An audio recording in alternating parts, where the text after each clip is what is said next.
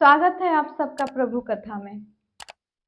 आज मैं कथा में एक ऐसे मंदिर की चर्चा करूंगी, आपको एक ऐसे मंदिर के बारे में बताऊंगी जो हमारे चारों धाम में से एक धाम के रूप में जाना जाता है। आज मैं उस मंदिर के बारे में आपको बताऊंगी। यह मंदिर रहस्यों से भरा है, एक चमत्कारिक और रहस्यमयी मंदिर है जहां भगवान साक्षात रूप से विराजमान है, प्रत्यक्ष रूप से विराजमान है। आज मैं अपनी कथा में आपको इस मंदिर के बारे में बताऊंगी और इसकी चर्चा करूंगी। आज मैं अपनी कथा में आपको चारों धाम में से एक धाम जगन्नाथपुरी के बारे में बताऊंगी। जगन्नाथ भगवान के बारे में बताऊंगी और इनके मंदिर के बारे में बताऊंगी और चर्चा करूंगी। जगन्नाथपुरी जगन्नाथ भगवान को समर्पित एक मंदिर है जो उड़ीसा के समुद्र तट के किनारे पुरी नगरी में बसा हुआ है। पुरी नगरी बहुत ही सुंदर और भव्य है। पुरी नगरी में ही भगवान जगन्नाथ का एक मंदिर है। भगवान जगन्नाथ भगवान विष्णु के 8वें अवतार भगवान श्री कृष्ण के रूप में भगवान जगन्नाथ विराजमान है। माना जाता है कि भगवान कृष्ण का दिल भगवान जगन्नाथ के अंदर है और आज के डेट में भी भगवान जगन्नाथ के पास हृदय है और वो धड़कता रहता है। भगवान जगन्नाथ का जो दिल है हर 12 साल 18 साल पर और वहां के पुजारी उनका हृदय निकाल के एक दूसरी मूर्ति में डालते हैं। माना जाता है कि सच में भगवान कृष्ण का हृदय भगवान जगन्नाथ के अंदर है और ये हकीकत है, ये सत्य है। भगवान जगन्नाथ बहुत ही प्रत्यक्ष भगवान है जो आज के डेट में भी आज के समय में भी मौजूद हैं। तो मैं आज कथा में बताऊंगी कि भगवान जगन्नाथ जो है, भगवान जगन्नाथपुरी यानी कि उड़ीसा में कैसे आए, उनका मंदिर वहां कैसे बना, क्या रहस्य है। भगवान जगन्नाथ की जो मूर्ति है वो भगवान जगन्नाथ, उनके भाई बलभद्र और उनकी बहन सुभद्रा जी के साथ मौजूद है। उनकी जो मूर्ति है वो लकड़ी से बनी हुई मूर्ति है। उस मूर्ति में किसी भी धातु का कोई इस्तेमाल नहीं किया गया है। भगवान जगन्नाथ की वो मूर्ति आधी अधूरी मूर्ति है। ये मूर्ति या तो किसी मूर्ति में हाथ नहीं है या तो किसी मूर्ति के पैर नहीं है। इस तरह कोई भी मूर्ति पूर्ण नहीं है। इसके पीछे एक कथा है जो मैं आपको सुनाऊंगी कि क्यों भगवान जगन्नाथ लकड़ी के बने हुए हैं और क्यों उनकी मूर्ति जो है आधी अधूरी है। तो आज कथा में चलिए सुनते हैं जगन्नाथ भगवान की कथा। उड़ीसा में एक राजा थे इंद्रद्युम्न। इंद्रद्युम्न बहुत ही सच्चे और नील माधव के बहुत बड़े उपासक थे। वो नील माधव की बहुत सच्ची भक्ति से पूजा किया करते थे। वो और उनकी पत्नी नील माधव के बहुत बड़े भक्त थे। वो चाहते थे कि नील माधव जो हैं उनके पास आके विराजमान हो, वो उनके राज्य में आके विराजमान हो। वो इतने बड़े भक्त थे नील माधव के कि एक दिन की बात है कि राजा को स्वप्न आया।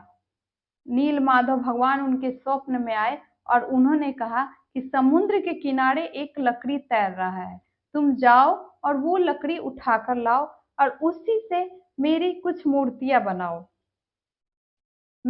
उस लकड़ी से मैं तुम्हें बताऊंगा कि तुम्हें 4 मूर्तियां बनाना है और वो मूर्ति ले जाके मंदिर में स्थापित करो। भगवान नील माधव ने राजा को स्वप्न दिया। राजा जब अपने निद्रा से जागे तो वो अपने कुछ सिपाहियों के साथ समुद्र किनारे गए और उन्होंने देखा कि एक लकड़ी समुद्र के किनारे तट पे तैर रहा था। राजा ने अपने सिपाहियों को कहा, ये लकड़ी उठा के राजमहल में ले चलो। जब वो लकड़ी राजमहल में गया तब राजा ने बहुत सारे बढ़ई को, बहुत सारे कारीगर को बुलाया। राज्य के बहुत बड़े बड़े कारीगर को बुलाया गया उस लकड़ी से मूर्ति बनाने के लिए। नील माधव ने राजा को संकेत दिए थे कि लकड़ी से 4 मूर्तियां बनानी है। एक नील माधव जी की यानी कि भगवान कृष्ण की, दूसरी बलभद्र की यानी उनके दाऊ बलराम की, और तीसरी उनकी बहन सुभद्रा की, और चौथा चक्र बनाना है। तब राजा ने बहुत कारीगरों को बुलाया अपने राजमहल में और उस लकड़ी से मूर्ति बनाने का आदेश दिया।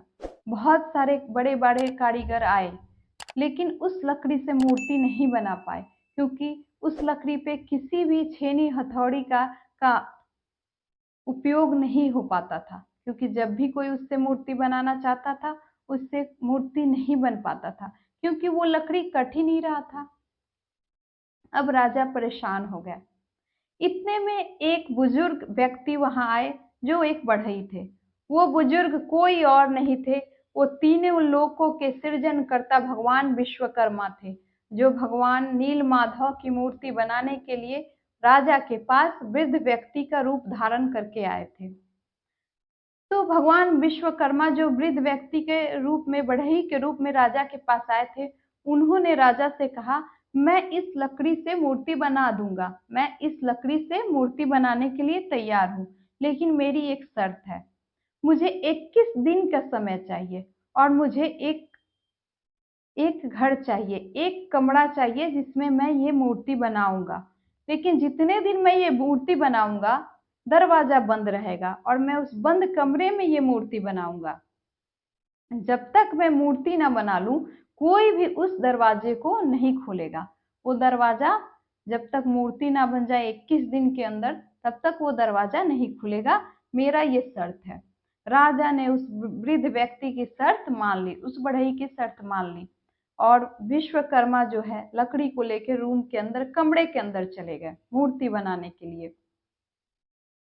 उसके बाद तो मूर्ति बनाने का कार्यक्रम शुरू हो गया। राजा जो है दरवाजे के बाहर रोज आके घूमा करते थे, सुना करते थे, छेनी और हथौड़ियों की आवाज चलती रहती थी, और राजा खुश थे कि मूर्तियां बन रही है।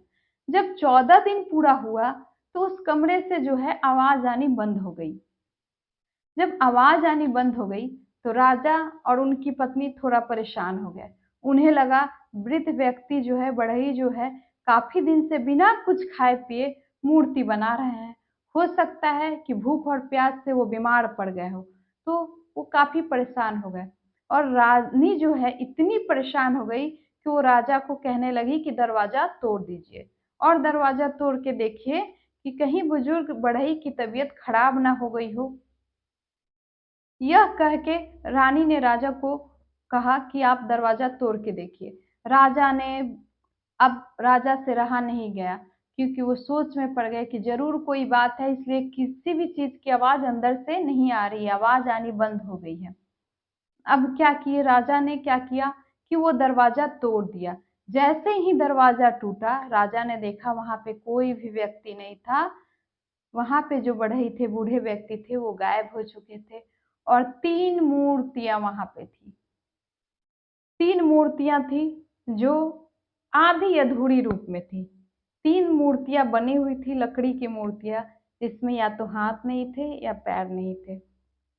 आधी अधूरी मूर्तियां, 3 मूर्तियां वहां पड़ी हुई थी। अब राजा सोच में पड़ गए, और राजा ने 3 मूर्तियों को प्रणाम किया। तीनों मूर्तियों को प्रणाम करके और फिर सोचा कि अब आगे क्या करूं। फिर उसी रात नीलमाधव दोबारा राजा के स्वप्न में आए और राजा को आदेश दिया, जैसी मूर्ति बनी है वैसी मूर्ति मंदिर बना के स्थापित की जाए और पूजा शुरू की जाए। फिर राजा ने क्या किया, मंदिर बनवाया और भगवान जगन्नाथ की मूर्ति मंदिर में स्थापित करवाई, और उसी तरह भगवान जगन्नाथ की मूर्ति, आधी अधूरी मूर्ति स्थापित करवा के पूजा शुरू हो गई। तब से भगवान जगन्नाथ प्रसिद्ध हो गए। और जिस लकड़ी से भगवान जगन्नाथ की मूर्ति बनी थी, उसमें भगवान श्री कृष्ण का दिल था। कहा जाता है कि जब भगवान श्री कृष्ण ने अपना देह त्याग किया था, तो अर्जुन ने उनकी चिता को अग्नि दी थी। तो भगवान कृष्ण का पूरा शरीर तो जल गया, लेकिन उनका हृदय नहीं जल पाया। फिर भगवान श्री कृष्ण ने अर्जुन से कहा, तुम इस हृदय को समुद्र में फेंक दो, समुद्र में विसर्जित कर दो। अर्जुन ने वही किया, और ये हृदय, भगवान श्री कृष्ण का हृदय, उस लकड़ी के अंदर रह गया, और वो ही लकड़ी से भगवान जगन्नाथ की मूर्ति बनी और भगवान श्री कृष्ण का दिल उसमें विराजमान हो गया। और आज भी भगवान श्री कृष्ण का दिल उसमें विराजमान है, भगवान जगन्नाथ के अंदर प्रत्यक्ष रूप से विराजमान है। तो भगवान जगन्नाथ की यह थी अनोखी कथा और रहस्यमयी कथा जो रहस्यों से भरा है। हर 10 साल और 18 साल के अंदर, कभी या तो 10 साल, 12 साल और 18 साल में भगवान जगन्नाथ की मूर्ति जो है लकड़ी से ही दोबारा बनाई जाती है और भगवान का हृदय उस मूर्ति से निकाल के दूसरे मूर्ति में स्थापित किया जाता है, डाला जाता है। इस कार्य को करने के लिए कुछ पुजारी ही जाते हैं जिनकी आंखों पे लाल रंग की पट्टी बंधी हुई होती है। उनको नहीं पता होता है कि उस मूर्ति के अंदर ऐसा क्या है। जब उनसे कभी पूछा गया तो वो बताते हैं कि ऐसे लगता है कि कोई बहुत ही तरल पदार्थ है और तरल पदार्थ की तरह लगता है जब वो निकाल के उस मूर्ति से और नए मूर्ति में उस हृदय को स्थापित किया जाता है। ये तो भगवान कृष्ण का वो ही हृदय होता है और उस दूसरी मूर्ति में स्थापित करके फिर से भगवान की पूजा की जाती है। जिस दिन यह कार्य होता है उस दिन पूरे शहर में बंदी की घोषणा की जाती है, पूरा शहर बंद होता है और भगवान का हृदय निकाल के दूसरी मूर्ति में स्थापित करके विराजमान करके पूजा की जाती है। तो ये था भगवान जगन्नाथ की रहस्यों से भरी कहानी, रहस्यों से भरी कथा है जो आज भी भगवान कृष्ण अपने हृदय के साथ प्रत्यक्ष रूप में भगवान जगन्नाथ के अंदर, भगवान जगत के नाथ के अंदर मौजूद हैं। और इतनी सुंदर प्रतिमा, इतनी रहस्यों से भरी हुई है, इतनी मतलब वहाँ पे आप जाओ तो उनका दर्शन करो और वहाँ सारी मनोकामनाएं पूर्ण होती है। और समुद्र के किनारे बसा यह मंदिर बहुत ही सुंदर और सुशोभित मंदिर है।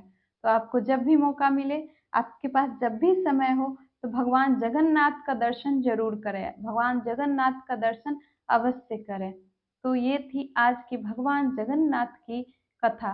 भगवान जगन्नाथ का रथ यात्रा भी होता है, जब भी आपको समय मिले रथ यात्रा देखने जरूर जाए। तो आज की भगवान जगन्नाथ की कथा मैंने आपको सुनाई। जगन्नाथ भगवान जगत के नाथ, भगवान जगत के पालनहार, जो भगवान नारायण के, भगवान विष्णु के 8वें अवतार भगवान श्री कृष्ण के रूप में मौजूद हैं। आज मैंने उनकी कथा सुनाई। तो भगवान जगन्नाथ को प्रणाम करते हैं और आप भी मेरे साथ बोलिए राधे राधे।